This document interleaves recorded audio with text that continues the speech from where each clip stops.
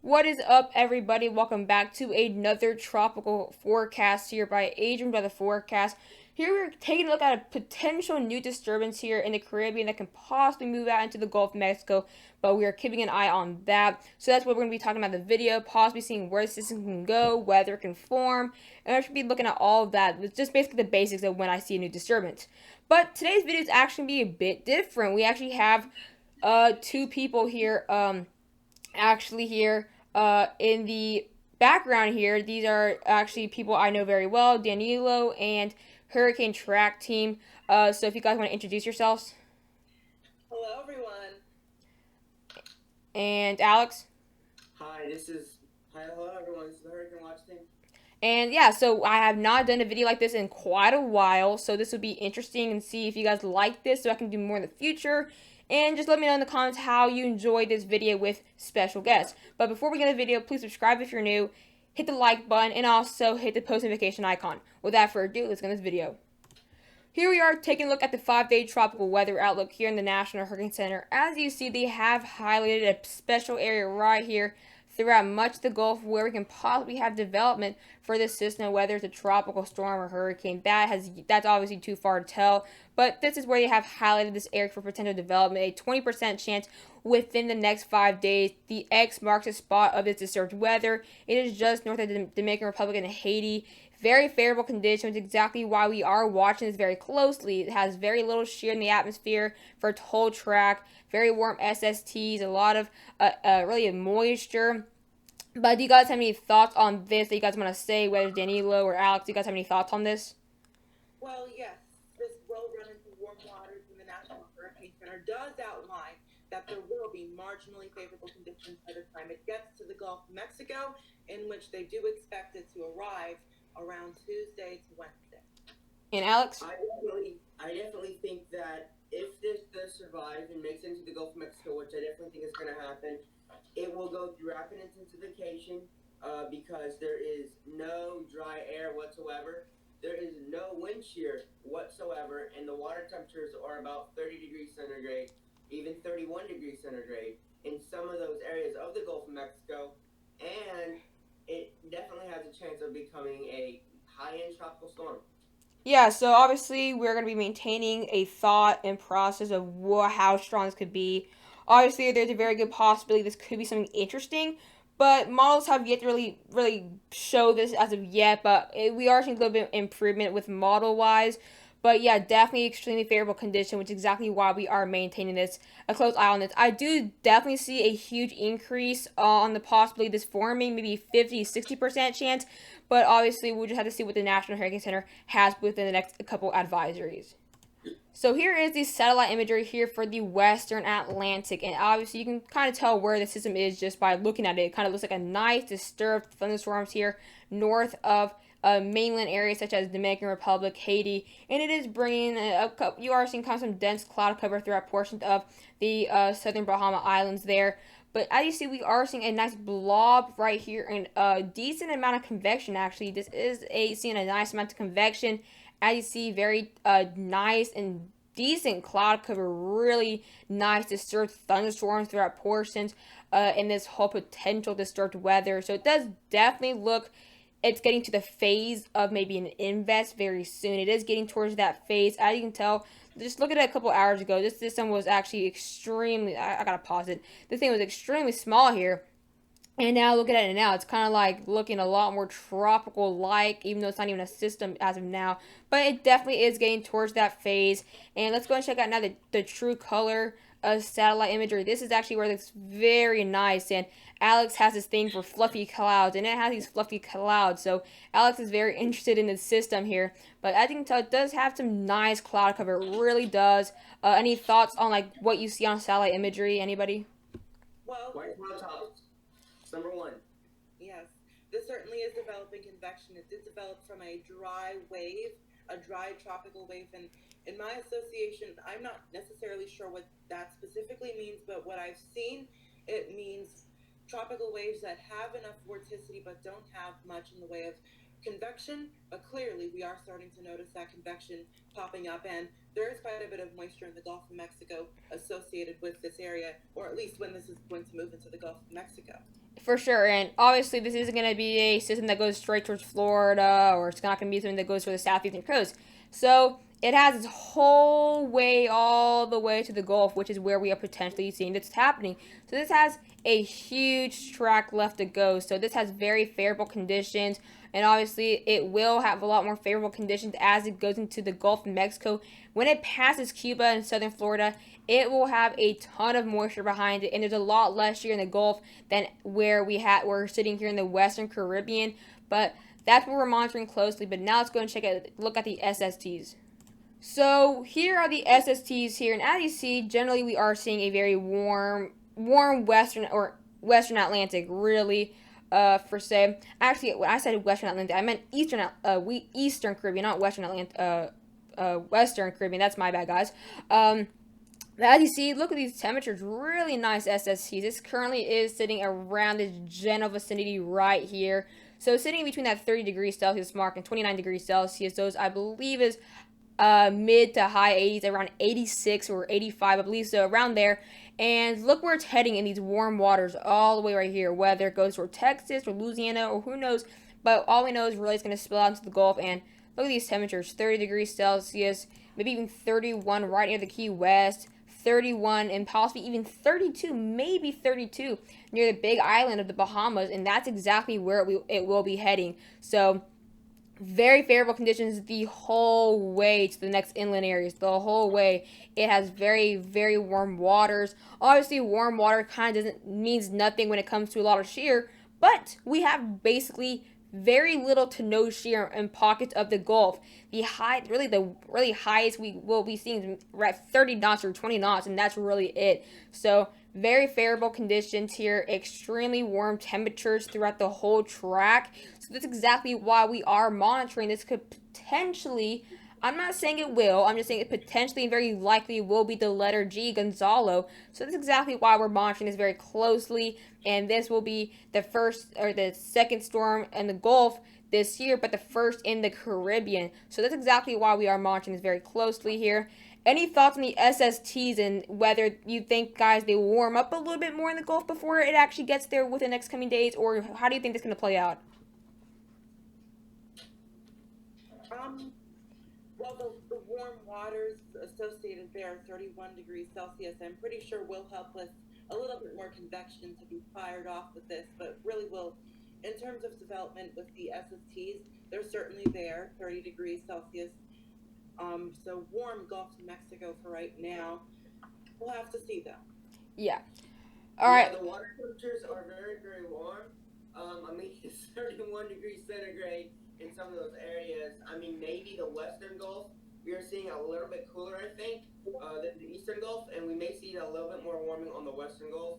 But really, there's not much more warming that can actually happen because of how warm it already is. Some, like you said, Adrian, in some areas it's already probably close to 32 degrees centigrade. Yeah, so yeah, these waters are extremely warm, almost around 90. That's like extremely warm, especially like it's like hot tub water. So this is imagine how much food that is for a tropical system. That's like a whole Thanksgiving dinner, really, per se. It's a whole Thanksgiving dinner, and that's gonna go right into the tropical or not tropical storm, tropical system that could we see. So that's exactly why we are monitoring this very closely. But now let's go and check out now the moisture, the all of that, and tropical tidbits. All right, so here is the wind shear. This is actually currently, as of now, the next 0 hours. So currently, like I said, we are going to be seeing, like I said earlier in the video, we are going to be seeing a lot less shear in the Gulf than we are seeing as of now in the Eastern Caribbean or Northern Caribbean where the system is. As you see, we are seeing a little wind shear flow right here. We are seeing a kind of little line of wind shear right here in where the system is, but it's not major, really. Nothing really over 40 knots, and this isn't even a tropical system, so it can't really fall apart at this point. Maybe lose a little convection, most likely, but really nothing major to stop this from developing any faster. It is going to most likely move between the Bahamas, Cuba, and avoid a lot of land. It's going to avoid the Bahamas, avoid Cuba, avoid, not Miami, avoid southern Florida. So it's going to be avoiding a lot of land. It's kind of be like skinning through these, like, it's kind of like a little obstacle course, really, for the system. It's going to be really close to a lot of land. And then once it gets into the open waters of the Gulf, it is it's like kind of like just blowing up from there. That's exactly where we have the big area of focus is the Gulf, where it's huge open waters, very warm, no land to really think about that will weaken it until landfall, if it does make landfall, which is expected. But let's go and see how bad the wind shear will be within the Monday frame, Tuesday frame, when it is expected to kind of get closer to that Gulf. As you see, this is now the next 48 hours of Tuesday. Not anything whatsoever really in the northern Gulf near the Mobile area, Gulfport, Pensacola. You guys, that's like 35 knots, 40 knots, and that's not that system won't go anywhere near that area as of now. And as we now get a little more into now the next 84 hours, Thursday, look at this. We have some pockets of zero shear in the Gulf. So that's very, not scary. It's just looking at that, it's very favorable, really.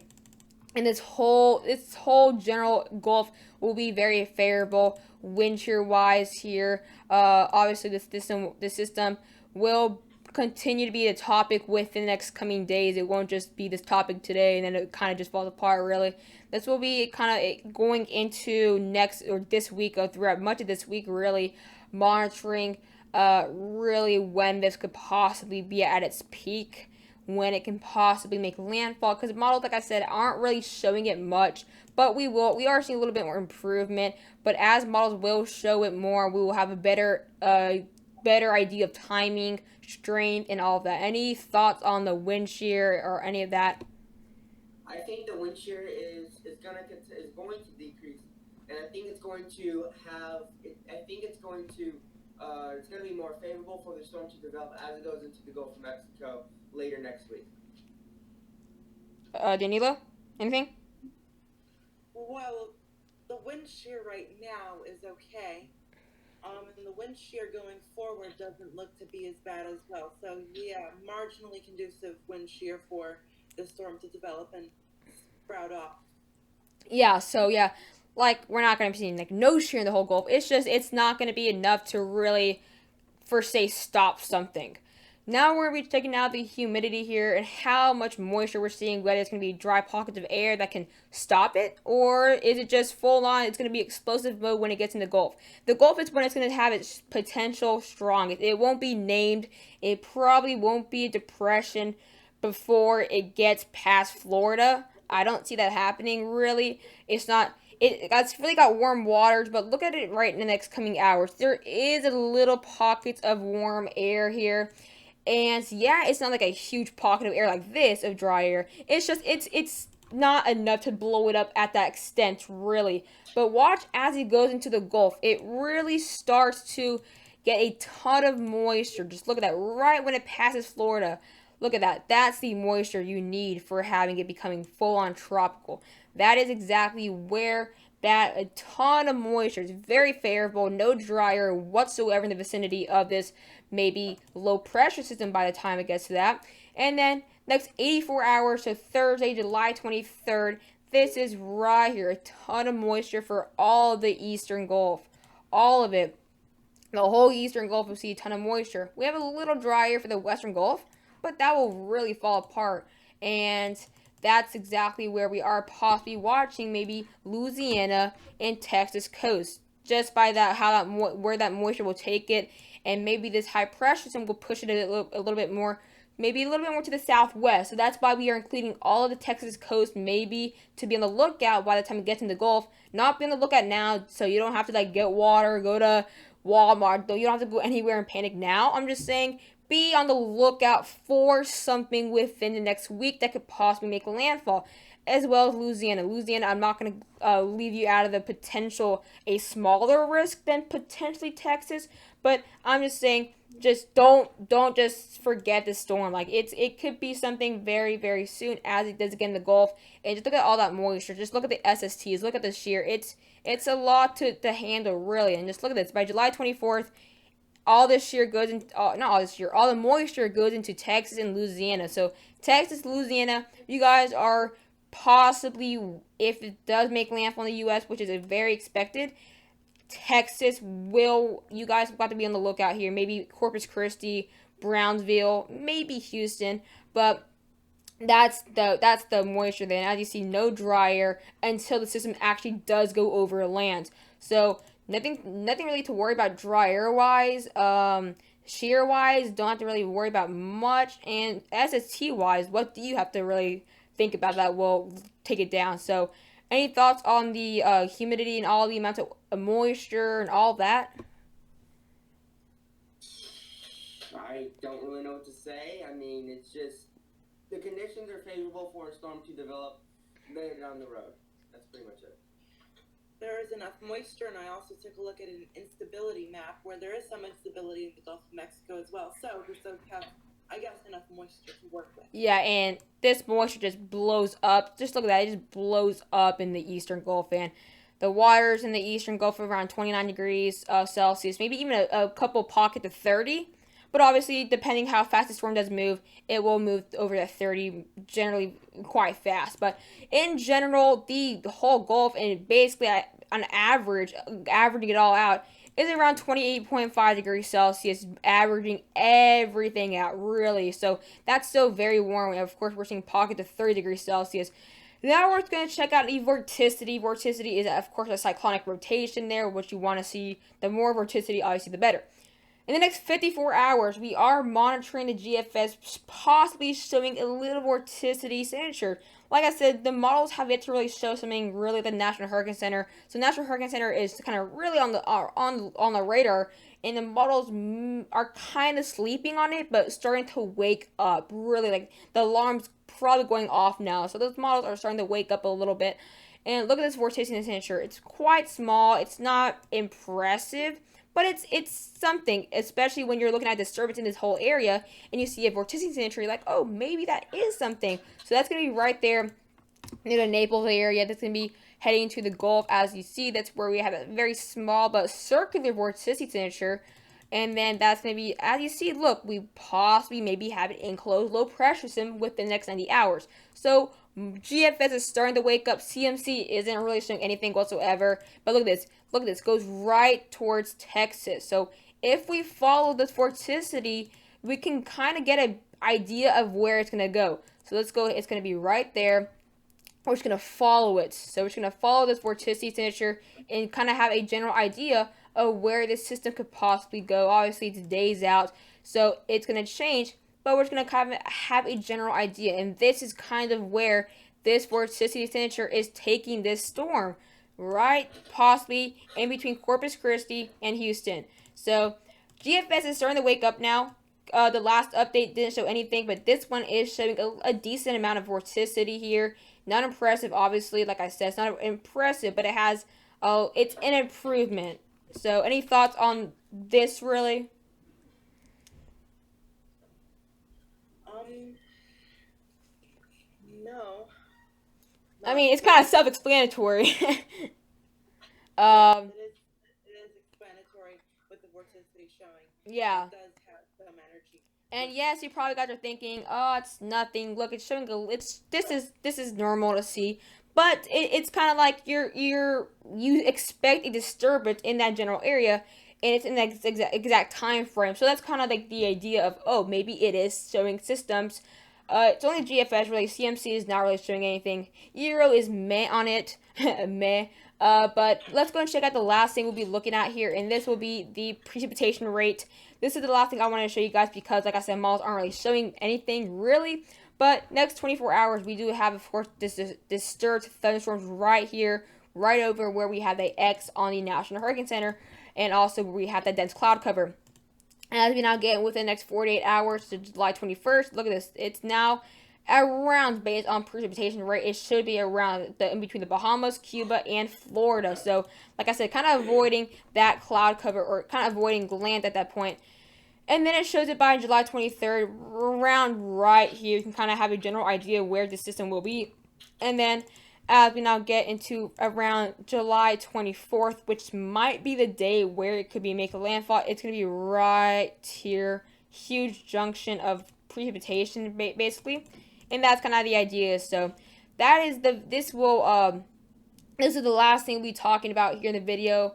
And yeah, So guys, this will wrap up the video. Hope you guys did enjoy this video, and obviously not an ordinary video, out of the ordinary video. I do have special guests here, Danilo and weather tropical trap hurricane watch team there. So be sure to check out their descriptions in the below. I will put the description in the below. Be sure to check out their videos. They do mainly tropics, but obviously this is the time of the year of tropics. So be sure to check them out. They do multiple live streams. Yes, I don't do as many live streams or any, but check them out, especially if you want some nice, awesome live streams. I also sometimes join their streams, so if you want to see me on other channels, be sure to check them out. So yeah, check them out, subscribe, and also subscribe to me. Hit the like button and post notification icon. You guys have any last things you guys want to say before we wrap up the Yes, video? yes, I am doing. And speaking of live shows, I am planning on doing a live show roughly 1 to 1:30 around that time frame. As soon as this video is uploaded, and Adrian will actually be joining in as well, right? Yep, I will Adrian. be joining it. I don't guarantee how long I will be there, but I will be joining in that stream, guys. So of course check that out. And also, Hurricane Watch Team does do live streams, so also be sure to check him out, or AKA Alex. But Alex, you want to say anything you want to say before we wrap up the video? I just wanted to say I do live streams every single day at 1 p.m. Central Time and 7 p.m. Central Time every single day. Alright, well, you guys heard that. Be sure to run to their channel, and hope you guys did enjoy the video, and bye, guys.